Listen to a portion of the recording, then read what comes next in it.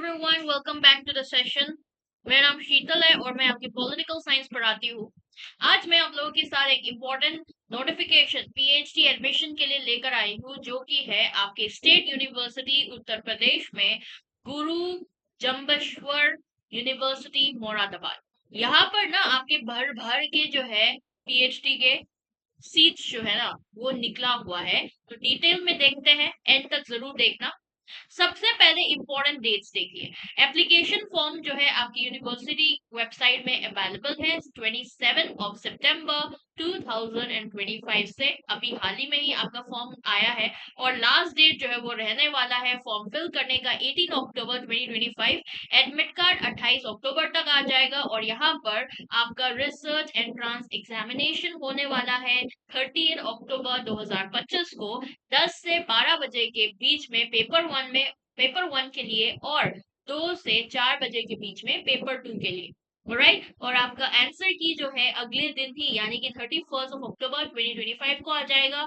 और आपको जो है आपके जो भी इस आंसर की में अगर दिक्कत मिलती है, चेंज करवाना है, तो आप चैलेंज के लिए 1 नवंबर से लेकर 2 नवंबर तक आपको टाइम मिल जाएगा।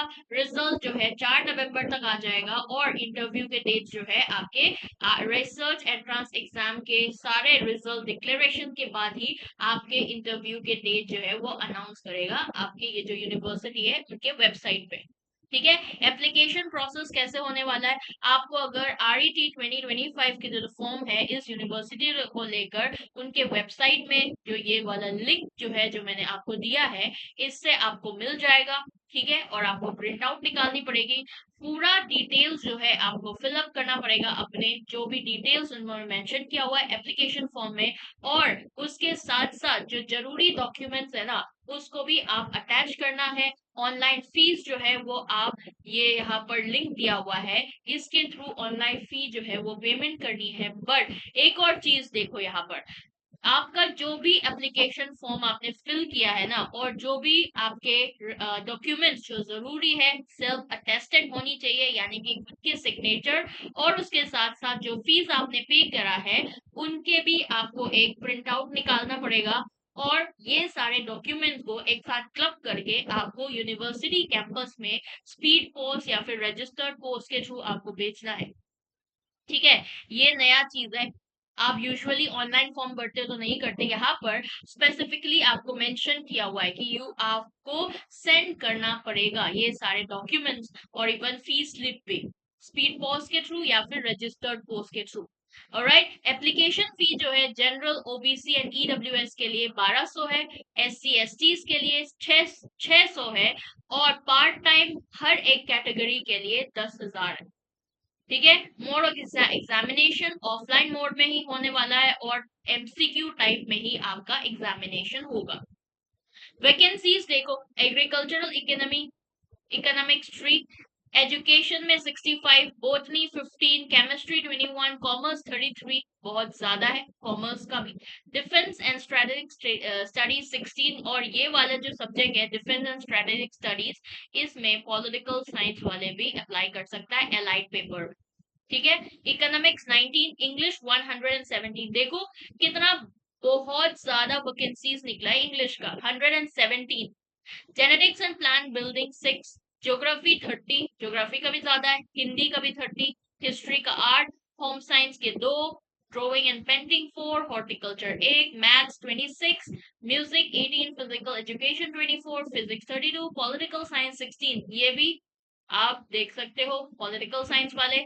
साइकोलॉजी 10, संस्कृत 13, सोशियोलॉजी 56, बहुत ज्यादा है, स्टैट्स 4, उर्दू 6, जियोलॉजी 12।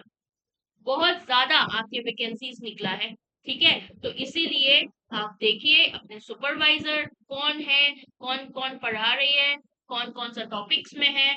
अपने टॉपिक्स अगर आपको लगता है सुटेबल है, जो भी आप रिसर्च जिस टॉपिक पर बना रहे हो तो अपने हिसाब से ये जरूर अप्लाई करें, क्योंकि बहुत ज्यादा वैकेंसीज निकले हैं तो आपका चांस जो है वो हो सकता है। नेक्स्ट हम डिस्कस करेंगे एलिजिबिलिटी क्राइटेरिया। हर एक आपका यूजीसी के जो क्राइटेरिया होती है ना आपके पीएचडी एडमिशन के हिसाब से, तो यहाँ पर भी सेम ही क्राइटेरिया है।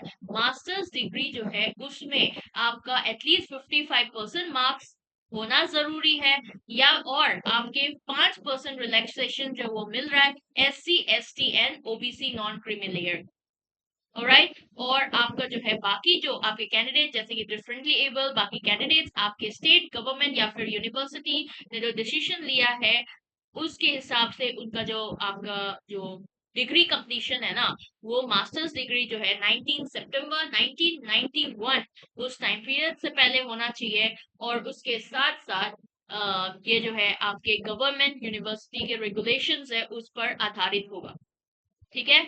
और आपका जो है सब्जेक्ट रेलेवेंस में क्या होगा, जो भी कैंडिडेट जिसने अपनी मास्टर्स में जो सब्जेक्ट किया है उनको ही अप्लाई कर सकते हैं, ठीक है। आपके जो भी सब्जेक्ट में वैकेंसीज निकला है, और इंटरडिसिप्लिनरी या फिर अलाइड सब्जेक्ट के केस में आपका यूजीसी ने जो प्रोविजन निकाला हुआ है और यूपी गवर्नमेंट के रूल्स एंड रेगुलेशन के अनुसार उसका प्रोविजन जो है वो चलेगा। यानी कि पब्लिक एडमिनिस्ट्रेशन वाले आपका पॉलिटिकल साइंस के लिए अप्लाई करने के लिए एलिजिबल होगा, अलाइड के अंदर आएगा। पॉलिटिकल साइंस वाले डिफेंस एंड स्ट्रेटेजिक स्टडीज के लिए अप्लाई कर सकते हैं लाइक वाइज, है ना। तो कैंडिडेट जो अपियरिंग यानी कि जो मास्टर्स कर रहा है या फिर ऑलरेडी फाइनल सेमेस्टर में है या फिर फाइनल ईयर में बोला जाएगा पोस्ट ग्रेजुएशन की, वो भी एलिजिबल है अप्लाई करने की। बट उनका मिनिमम एलिजिबिलिटी क्राइटेरिया जो है ना, जब फाइनल रिजल्ट आए तो एटलीस्ट ये जो स्कोर जो बताया हुआ है 55% for UR candidates and 50% for reserve candidate, वो पहुंचे इतना स्कोर तो होना चाहिए। सिलेक्शन प्रोसेस किस तरीके से होने वाला है, रिसर्च एंट्रेंस टेस्ट होगा। और यहाँ पर हर एक कैंडिडेट जिसके पास मास्टर डिग्री है या फिर इक्विवेलेंट क्वालिफिकेशन है उनको रिटन एंट्रेंस एग्जाम जो है जो भी आपके यूनिवर्सिटी कंडक्ट कर रहा है उसके लिए उनको बैठना पड़ेगा। और आपका जो है इंटरव्यू स्टेज के लिए वो क्वालिफिकेशन रिसर्च एंट्रेंस टेस्ट की होने वाला है। और आपके परफॉर्मेंस के बेसिस पे जो भी क्वालिफिकेशन क्वालिफाइंग एग्जामिनेशन में जो आपने परफॉर्म किया है उसके हिसाब से कैंडिडेट्स को शॉर्टलिस्ट किया जाएगा इंटरव्यू के लिए। और आपका रिसर्च एंट्रेंस टेस्ट एग्जामिनेशन का कैसे स्ट्रक्चर होने वाला है, पेपर 1 में रिसर्च एप्टीट्यूड जनरल अवेयरनेस, ठीक है, इनसे रिलेटेड क्वेश्चन आएगा। पेपर 2 में आपके सब्जेक्ट स्पेसिफिक नॉलेज आपके सब्जेक्ट से, और एमसीक्यू टाइप ही होने वाला है। 2 घंटे हर एक पेपर का, दोनों पेपर 1 और पेपर 2 का 2-2 घंटे मिलने वाला है। और टोटल मार्क्स 100 है पर पेपर। और क्वालिफाइंग मार्क्स जो है जनरल कैटेगरी के लिए 50% कंबाइंड स्कोर और रिजर्व कैटेगरी के लिए 45%, यानी कि दोनों पेपर 1 पेपर 2 मिलाकर 50% और रिजर्व कैंडिडेट के लिए 45%, इतना तो आना चाहिए। सिलेबस क्या है, आपका जो डिसिप्लिन है आपके रिसर्च एंट्रेंस टेस्ट का सिलेबस यूजीसी नेट या फिर सीएसआईआर नेट के साथ बिल्कुल सेम रहेगा। और जो डिसिप्लिन जहां पर नेट जो है जो कंडक्ट नहीं किया जाता है, ऐसे सब्जेक्ट जहां पर आपका नेट के एग्जामिनेशन नहीं होते, तो यूनिवर्सिटी ने जो आपके पोस्ट ग्रेजुएशन का सिलेबस मेंशन किया हुआ है ना, उसके हिसाब से आपका रिसर्च एंट्रेंस टेस्ट का सिलेबस होगा। इंटरव्यू एंड सिलेक्शन, जो भी शॉर्टलिस्ट कैंडिडेट होगा आपके रिसर्च एंट्रेंस टेस्ट के बेसिस पर, उनके परफॉर्मेंस के बेसिस पर, तो आपका अगर कैंडिडेट्स को आपके रिसर्च एंट्रेंस टेस्ट से एग्जेम्प्टेड है तो उनको इंटरव्यू के लिए बुलाया जाएगा। जो शॉर्टलिस्ट कैंडिडेट है उनको भी बुलाया जाएगा। आपके अवेलेबल सीट जो कंसर्न सब्जेक्ट में उनके अनुसार रिसर्च डिग्री कमेटी जो है और इंटरव्यू कमेटी वो रिजर्व करता है अधिकार आपका कोई भी एडवर्टीज वैकेंसीज को फिल ना करने की, अगर सुटेबल कैंडिडेट्स जो है वो फाउंड नहीं है। यानी कि अगर सुटेबल कैंडिडेट्स उनको नहीं मिलता तो वो वैकेंस भी होगा तब भी चलेगा, तो रिसर्च डिग्री कमेटी जो है वो डिसाइड करेगी, ठीक है। एग्जेम्पशन फ्रॉम रेड, आपके रिसर्च एंट्रेंस टेस्ट जो होगा ना, उससे कौन कौन से लोग जो है वो एग्जेम्प्टेड होगा, वो देने की जरूरत नहीं है, सीधा इंटरव्यू में जा सकते हैं। जिसने आपके नेशनल लेवल एग्जामिनेशन क्वालिफाई कर रखा है, जैसे कि जीआरएफ है, सीएसआईआर नेट क्वालिफाई कर रखा है, जेस्ट क्वालिफाइड कर रखा है, जीपेट गेट नेट क्वालिफाइड कर रखा है, इन सारे लोगों को जो है आपको सीधा इंटरव्यू में बैठ सकते हो। या फिर इक्विवेलेंट नेशनल और इंटरनेशनल रिसर्च फेलोशिप, या फिर यूपी स्लेट, ठीक है, ये भी क्वालिफाइड हो तो आप सीधा इंटरव्यू में आ सकते हो। और आपका जो है ये जितने भी एडमिशन है कैंडिडेट का, वो वैलिड रिसर्च फेलोशिप होना चाहिए जो आपके यूजीसी द्वारा प्रोसेस किया जाएगा।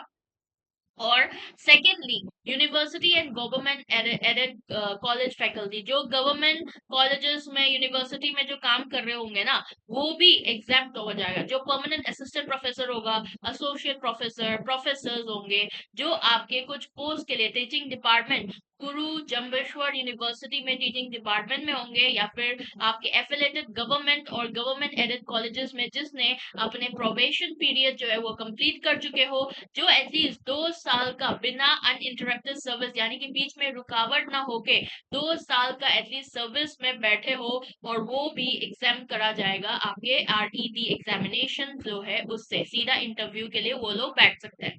And lastly, senior arm forces personal, जो आपके आर्मी नेवी एयरफोर्स में सर्व कर चुके हो, जो एटलीस्ट कॉलोनियल रैंक जो है यानी कि कर्नल के रैंक में, या फिर उसके बराबर के रैंक, या फिर उससे भी ऊपर भी हो सकता है, और एटलीस्ट 15 साल की सर्विस जिन्होंने करा हो, यानी कि 15 साल की नौकरी करे हो, उनको भी आरईटी एग्जामिनेशन से जो है एग्जाम करा जाएगा अगर वो अप्लाई कर रहे हैं PhD in defence and strategic studies के लिए तो। ठीक है, तो ये था आपका कंप्लीट डिटेल्स, ये आपके पीएचडी नोटिफिकेशन के लिए।